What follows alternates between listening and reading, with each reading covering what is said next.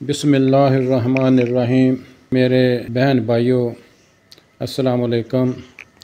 मैं डॉक्टर शाहिद बशीर जो PhD हूँ और एज ए साइंटिस्ट मैंने काम किया है, तो मैं आज अपना एक चैनल बना रहा हूँ जिस पे ये मेरी कोशिश है कि अपने दोस्तों को मैं बताने में मदद कर सकूँ कि अल्लाह रब्बुल इज़्ज़त ने इंसानों को इस दुनिया में भेजने का मकसद क्या है, हम अल्लाह ताला का कुर्ब कैसे हासिल कर सकते हैं। अल्लाह ताला का कुर्ब हासिल करने के लिए हमें बहुत अरसा दरकार नहीं है, चंद लम्हे चाहिए हमें, चंद लम्हे। वही मैंने आपको बताना है और मैं अपनी कोशिश करनी है पूरी कि आपको बता सकूं कि अल्लाह का कुर्ब हासिल करने में हमें बहुत ज़्यादा को वक्त की ज़रूरत नहीं है, चंद लम्हे दरकार हैं। वो कैसे हम अल्लाह का कुर्ब हासिल कर सकते हैं, इसमें मैं कोशिश करूँगा कि आपकी मदद कर सकूँ। अल्लाह रब्बुल इज़्ज़त ने कुरान में फ़रमाया है, वमा खलक़्तुल जिन्ना वल इंस इल्ला लियअबुदून, हमने जिन्नों और इंसानों को सिर्फ़ इसलिए पैदा किया है कि वो मेरी इबादत करें। ये मकसद है इंसानों को इस दुनिया में भेजने का कि वो मेरी इबादत करें। हमने क्या किया है कि जिस मकसद लिए अल्लाह ताला ने हमें भेजा है वो तो हमने छोड़ दिया, और जो काम अल्लाह ने अपने सुपुर्द लिया हुआ है रिज़्क़ का, उसके पीछे हम लग पड़े। उसका नतीजा ये निकला कि हमारी जो रिज़्क़ की तलाश में जो कोशिशें हैं उसमें सारा दिन हम उसमें खप जाते हैं और फिर भी हमारे मामले पूरे नहीं होते, हमारे परेशानियां बढ़ जाती हैं, मुख्तलिफ़ परेशानियों का लोग शिकार हैं। तो मैं जो आपको कोशिश करना चाहता हूँ कि आओ मुड़ जाओ पीछे को, आओ अल्लाह की इबादत करें, अल्लाह को पहचानें। अगर अल्लाह की हम पहचान में कामयाब हो गए तो हम कामयाब हैं इस ज़िंदगी में। अल्लाह ताला को कुरान में फ़रमाते हैं, या अय्युहल इंसानु मगर्रका बिरब्बिकल करीम, ए इंसान किस चीज़ ने तुझे अपने उस रब करीम की तरफ से धोखे में डाल दिया। अल्लाह की पहचान की कोशिश करें। जब अल्लाह की पहचान की कोशिश करेंगे तो अल्लाह का कुर्ब बहुत जल्द हासिल हो जाएगा। चंद लम्हे लगते हैं, जब आपका दिल इसकी तरफ माइल हो जाता है, दिल फिर जाता है, उठो और अल्लाह से माफ़ी मांग लो। या अल्लाह मुझे माफ़ कर दे, या अल्लाह मुझे माफ़ कर दे, अल्लाहुम्मा ग़फ़िरली, अल्लाह मुझे माफ़ कर दे, या रब्बे ग़फ़िरली, या रब्बुल इज़्ज़त मुझे माफ़ कर दे, अस्तग़फ़िरुल्लाह, या अल्लाह मुझे माफ़ कर दे। लुक़मान हकीम अपने बेटों को फरमाते हैं कि हर वक्त अपनी ज़बान में अल्लाहुम्मा ग़फ़िरली रखा करो। जिसको अल्लाह ने माफ़ कर दिया सारे मामलात उसके दुरुस्त हो गए। आप उसकी तरफ आ जाएं, कोई ज़्यादा देर नहीं लगती। जब आदमी के गुनाह इतने ज़्यादा हो जाते हैं, आसमानों को लग चकते हैं, तो आदमी एक दफ़ा ही हाथ जोड़ के कहता है, या अल्लाह मुझे माफ़ कर दे, या अल्लाह मुझे माफ़ कर दे। अल्लाह उसको माफ़ कर देते हैं। अल्लाह रब्बुल इज़्ज़त तो हर वक्त तैयार हैं इंसानों को माफ़ करने के लिए, लेकिन इंसान ही हैं वो दौड़ के जहन्नम में छलांगे लगा रहे हैं। अल्लाह ताला की तरफ आ जाओ, अल्लाह ताला को पहचानने की कोशिश करो। अल्लाह ताला तो फरमाते हैं, मैं तो आपके इतना नज़दीक हूँ, आपकी शाह रग से भी करीब हूँ। अल्लाह इस कायनात का खालिक है, मालिक है, वो चला रहा है, और इस दुनिया पे हर जगह अल्लाह रब्बुल इज़्ज़त मौजूद है। वो हर आदमी की फरियाद सुनता है, वो ऐसी चीज़ें भी सुनता है जो सिर्फ़ दिल में रहती हैं, ज़ुबान पे भी नहीं आती, अल्लाह ताला वो भी सुनता है। बहुत सारी दुआएं ऐसी हैं जो ज़ुबान पे भी नहीं आती हैं, दिल में ही रहती हैं, वो भी अल्लाह ताला कबूल कर लेते हैं। लेकिन इंसानों को चाहिए कि वो अल्लाह को पहचाने। अल्लाह को पहचानेगा तो वो उसकी तरफ माइल होगा। अल्लाह को पहचानने की कोशिश करें, सबसे पहले उससे माफ़ी मांगें। जब अल्लाह ने हमें माफ़ कर दिया तो समझो हम कामयाब हो गए। यही टर्निंग पॉइंट है। बहुत सारे लोग ऐसे हैं जो सवाब समझ के शिरक किए जा रहे हैं, उनके माफ़ी की तौफ़ीक ही नहीं होती, और माफ़ी की तौफ़ीक वो भी अल्लाह ही रब्बुल इज़्ज़त की तरफ से होती है। जब आदमी उसकी तरफ माइल हो जाता है, उसके दिल کی جو پوزیشن ہے اس کی کیفیت اس کی چینج ہو جاتی ہے، وہ اٹھ کھلوتا ہے، یا اللہ مجھے معاف کر دے، یا اللہ مجھے معاف کر دے۔ ایک آدمی اللہ کے نبی کے پاس آئے، اس نے کہا کہ میرے بہت بڑے بڑے گناہ ہیں، وہ میرے کیسے معاف ہوں گے؟ اللہ کے نبی نے پوچھا وہ کون سے گناہ تھے؟ انہوں نے کہا میں نے اپنی 3 بیٹیاں زندہ درگور کی ہوئی ہیں، وہ کیسے معاف ہوں گی؟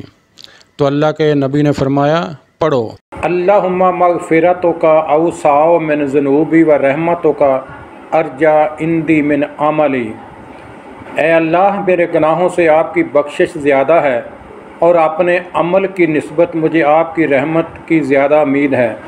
اللہ کے نبی نے فرمایا ایک دفعہ پھر پڑھو اللہم مغفرتک اوسع من ذنوبی و رحمتک ارجا عندی من عملی۔ اس نے پڑھا، اس کو کہا گیا پھر تیسری دفعہ پڑھو، اس نے پھر پڑھا اللہم مغفرتک اوسع من ذنوبی و رحمتک ارجا عندی من عملی۔ تو اللہ کے نبی فرمانے لگے اٹھو، اللہ نے آپ کے گناہ معاف کر دیے۔ یہی وہ ٹرننگ پوائنٹ ہے جب آدمی اللہ کے خوف سے ڈر جاتا ہے اور اللہ کی طرف مائل ہو جاتا ہے، اسے اپنی معافی مانگتا ہے۔ تو پھر اگلا جو معاملہ ہم آگے بڑھتے ہیں، معاملہ یہ ہے کہ اللہ رب العزت نے اپنے انسان کو کہا ہے آپ نماز پڑھیں، وَاسْتَعِینُوا بِالصَّبْرِ وَالصَّلَاةِ، اے مسلمانوں تم لوگ صبر اور نماز کے ذریعے اللہ سے مدد مانگو۔ نماز نماز نماز یہ وہ الفاظ ہیں جو اللہ کے نبی میں آخری وقت ان کی زبان سے ادا ہو رہے تھے۔ مسلمان یہ نہیں ہو سکتا کہ وہ نماز نہ پڑھے، نماز پڑھنا ضروری ہے، یہ فرض ہے۔ 24 گھنٹے میں کتنا کا ٹائم لگتا ہے؟ 2 فرض فجر کے ہیں، 4 فرض ظہر کے ہیں، 4 ہی فرض عصر کے ہیں، 3 مغرب کے ہیں اور 4 عشاء کے ہیں، باقی اس کی سنتیں اور نفل ہیں، وہ آدمی کی ثواب دید پہ ہے۔ سب سے پہلے جو حساب ہونا ہے وہ نمازوں کا ہونا ہے۔ اگر ہماری نمازیں درست نکلیں تو معاملے ٹھیک ہو جائیں گے۔ سب سے پہلے عبادت جو ہے، عبادت اس کے لیے ضروری ہے کہ رزق حلال ہونا بہت ضروری ہے۔ اگر آدمی رزق حلال کماتا ہے تو نمازیں پڑھتا ہے تو کوئی ایسا مسئلہ نہیں کہ آپ اللہ کا قرب حاصل نہ کر سکیں۔ آگے جو رکن ہیں، روزے ہیں، وہ تو 1 سال میں 1 دفعہ آتے ہیں، وہ تو نرمی ہے اس میں، کچھ بیمار لوگ ہیں، کچھ بوڑھے لوگ ہیں، اس میں کافی اللہ نے نرمی رکھی ہوئی ہے۔ زکوٰۃ ہے، زکوٰۃ وہ دے گا جس کے پاس پیسے ہیں، حج وہ کرے گا جس کے پاس پیسے ہیں، تو وہ تو اپنے اللہ کی توفیق سے جائے گا۔ لیکن نماز ہر حالت میں انسان کو پڑھنی ہے، وہ تندرست ہے، بیمار ہے، وہ دفتر میں بیٹھا ہے، مزدوری کرتا ہے، ہر حالت میں اس کو نماز پڑھنی پڑے گی۔ یعنی آپ یہ دیکھیں کہ جنگوں میں جب اللہ کے نبی قافلے لے کر جنگوں میں وہ لڑ رہے ہوتے تھے دشمنوں کے ساتھ، تو وہاں بھی لوگ نمازیں پڑھتے تھے، علیحدہ علیحدہ وہ ان کو تقسیم کر لیتے تھے۔ ایک گروپ نماز پڑھتا تھا، دوسرا لڑتا تھا، پھر وہ نماز پڑھ کے وہ لڑنا شروع کر دیتا تھا، دوسرا گروپ پیچھے ہٹ کے نماز پڑھنا شروع کر دیتا تھا۔ نماز کی معافی نہیں ہے، یہ فرض ہے، یہ فرض ہے۔ نماز کو مت چھوڑو۔ نماز کی اہمیت اور اس کی فضیلت بہت بڑی ہے۔ نماز جو ہے وہ دین اسلام کا ستون ہے۔ نماز بندہ اور اس کے رب کے درمیان بطور ایک رابطہ ہے۔ نماز ذریعہ قرب الہی ہے۔ نماز بندے کی اپنے رب سے محبت کی علامت ہے۔ نماز نعمتوں کی شکر گزاری کا نام ہے۔ نماز بھلائی کا دروازہ ہے۔ نماز تحفہ آسمانی ہے۔ نماز گناہوں سے پاک صاف ہونے کا ذریعہ ہے۔ نماز بندہ مومن کی کرامت ہے۔ نماز جسم اور روح کی غذا ہے۔ نماز خواہشات نفسانی اور بے حیائی سے روکتی ہے۔ نماز آنکھوں کی ٹھنڈک ہے۔ نماز باعث نجات ہے۔ نماز حصول جنت کا ذریعہ ہے۔ جب آدمی نماز پڑھتا ہے 5 وقت، اس کے حالات بدل جاتے ہیں۔ جب نماز آپ کی 5 وقت پوری ہونے لگ جائے تو آؤ ہم آگے بڑھتے ہیں تہجد کی طرف۔ تہجد وہ نماز ہے جس کی اذان نہیں ہوتی، جس میں اللہ کا بلاوا ہوتا ہے۔ اللہ تعالیٰ منادی فرماتے ہیں، ہے کوئی آدمی اس وقت اٹھ کے مجھ سے مانگنے والا؟ وہ وقت ہے اللہ کا قرب حاصل کرنے کا۔ جو لوگ تہجد پڑھتے ہیں ان کو پتہ ہے کہ اس کے مزے ہی اپنے ہیں۔ سورہ سجدہ میں اللہ تعالیٰ فرماتے ہیں، تتجافی جنوبہم عن المضاجع یدعون ربہم خوفا وطمعا ومما رزقناہم ینفقون فلا تعلم نفس ما اخفی لہم من قرۃ اعین جزاء بما کانوا یعملون۔ رات میں ان کے پہلو بستروں سے الگ رہتے ہیں، اپنے رب کو اس کے عذاب کے ڈر سے اور اس کی جنت کے لالچ میں پکارتے ہیں، اور ہم نے انہیں جو روزی دی ہے اس میں سے خرچ کرتے ہیں۔ پس کوئی شخص یہ نہیں جانتا کہ اس کے نیک مال کے بدلے آنکھوں کی ٹھنڈک پہنچانے والی کون سی نعمتیں چھپا کر رکھی گئی ہیں۔ جب آپ کو توفیق ملے تہجد کی، اٹھو۔ جب تہجد آپ نے 2 نفل نیتنے ہیں، یہ وہ پوائنٹ ہے جو میں آپ کو بتانے کی کوشش کروں گا۔ جب آپ کو فرضی نمازوں کے بعد، کیونکہ یہ تو نہیں ہو سکتا کہ اب ڈائریکٹ تہجد کے لیے اٹھیں، نماز جو فرض ہے وہ بڑی ضروری ہے۔ اس کے بعد اگلا جو سٹیپ ہے وہ تہجد کی نماز کا ہے۔ جب تہجد آپ کو اللہ رب العزت بلاتے ہیں، اللہ رب العزت جس آدمی کو پسند کرتا ہے وہ مصلے پہ کھڑا کر لیتا ہے۔ یہ پھر اس کی اگلی سٹیج ہے، اللہ رب العزت اس کو کھینچ کر تہجد کے ٹائم پہ لاتا ہے۔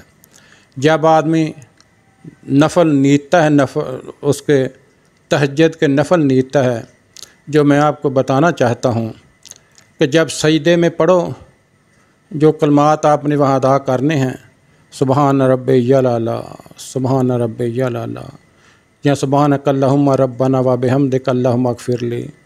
حضور پاک صلی اللہ علیہ وسلم یہ دعا مانگا کرتے تھے، سبحانک اللہم ربنا و بحمدک اللہم اغفر لی۔ پڑھتے جاؤ۔ جو سجدوں کا لمبا ہونا وہ تہجد کے سجدے ہیں۔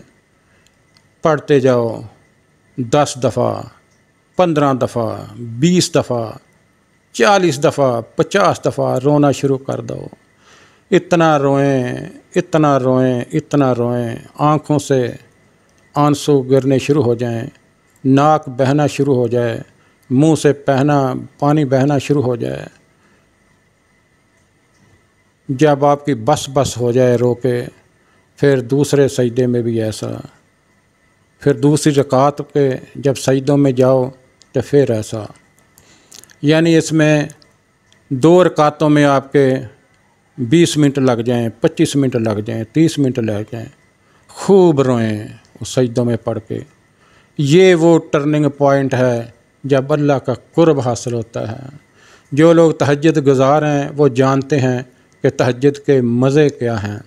ایسے ہی 2 رکعت، پھر 4 رکعت، پھر 6 رکعت، پھر 8 رکعت، پھر اس کو عشاء کے جو وتر ہیں وہ بھی ساتھ ملا لیں۔ یہ تہجد نبیوں کی نماز ہے، یہ تہجد ولیوں کی نماز ہے، یہ سابقین، یہ صالحین لوگوں کی نماز ہے۔ آپ جب رونا شروع کر دیں گے تہجد کے سجدوں میں، پھر وہ ٹرننگ پوائنٹ اللہ کا قرب حاصل کرنے کے لیے وہ پوائنٹ پہنچ جاتا ہے۔ اس وقت وہ وقت آ جاتا ہے کہ حضرت ابو ہریرہ رضی اللہ عنہ سے روایت ہے کہ رسول اللہ صلی اللہ علیہ وسلم نے ارشاد فرمایا کہ اللہ تعالیٰ فرماتے ہیں، بندہ نوافل کے ذریعے مسلسل میرے قریب ہوتا رہتا ہے، یہاں تک کہ میں اس سے محبت کرنے لگتا ہوں، پھر میں اس کا کان بن جاتا ہوں جس سے وہ سنتا ہے، اور اس کی آنکھ بن جاتا ہوں جس سے وہ دیکھتا ہے، اور اس کا ہاتھ بن جاتا ہوں جس سے وہ پکڑتا ہے، اور اس کا پاؤں بن جاتا ہوں جس سے وہ چلتا ہے، اور مجھ سے سوال کرتا ہے تو میں اس کو ضرور عطا کرتا ہوں، اور مجھ سے کسی شر سے پناہ چاہتا ہے تو میں اسے ضرور پناہ دیتا ہوں۔ وہ پھر بندے کی پوزیشن یہاں تک پہنچ جاتی ہے۔ وہ ہے اصل جس کی طرف میں آپ کو لانا چاہتا تھا، مائل کرنا چاہتا تھا کہ انسانوں اس کی طرف مائل ہو جاؤ جس کے لیے اللہ نے اس دنیا میں آپ کو بھیجا ہے۔ باقی روزی تو اللہ نے اپنے سپرد لی ہوئی ہے، ہر مخلوق کو اللہ نے روزی پہنچانی ہے، اور جہاں جہاں اللہ نے روزی رکھی ہے وہاں اللہ تعالیٰ اس کو پہنچا دیتے ہیں، اور وہاں وہ اپنی روزی حاصل کرتا ہے۔ اصل آدمی کا مقصد وہ اللہ کی عبادت ہے۔ بس یہ چند لمحے ہیں وہ اللہ کا قرب حاصل ہو جاتا ہے۔ آپ اس میں 5 وقت کی نماز جو ہے فرائض اس کو پورا کریں اور تہجد کی طرف مائل ہو جائیں، کوئی زیادہ دیر نہیں لگتی۔ جب اللہ کا قرب حاصل ہو جاتا ہے تو تمام معاملات اللہ کے سپرد ہو جاتے ہیں، تمام تکلیفیں کاٹی جاتی ہیں، تمام پریشانیاں دور ہو جاتی ہیں، ایسے دعائیں قبول ہوتی ہیں کہ آپ کے ابھی دل میں دعا آئی ہے ادھر قبول ہو گئی، ہونٹوں میں بھی نہیں آئی اللہ قبول کر لیتے ہیں۔ سارے معاملات خود بخود ہی اللہ ان کے حاصل کر جاتا ہے۔ وہ زندگی کا ایک اپنا مزہ ہے، یہی اصل زندگی گزارنے کا بہترین مزہ ہے۔ اگر لوگ اس کی طرف جو آتے ہیں ان کی زندگی بڑی سہل ہو جاتی ہے، بڑی لطف اندوز ہو جاتی ہے، پریشانیاں ان سے چھوٹ جاتی ہیں، پریشانیاں آتی ہیں ٹچ کر کے نکل جاتی ہیں۔ اس لیے دوستو ادھر کی طرف آؤ۔ اصل جو حقیقت ہے انسان کی، جس کی طرف اللہ تعالیٰ نے جس مقصد لیے پیدا کیا ہے اس کی طرف آؤ، زندگی کا اپنا مزہ ہے۔ اللہ حافظ۔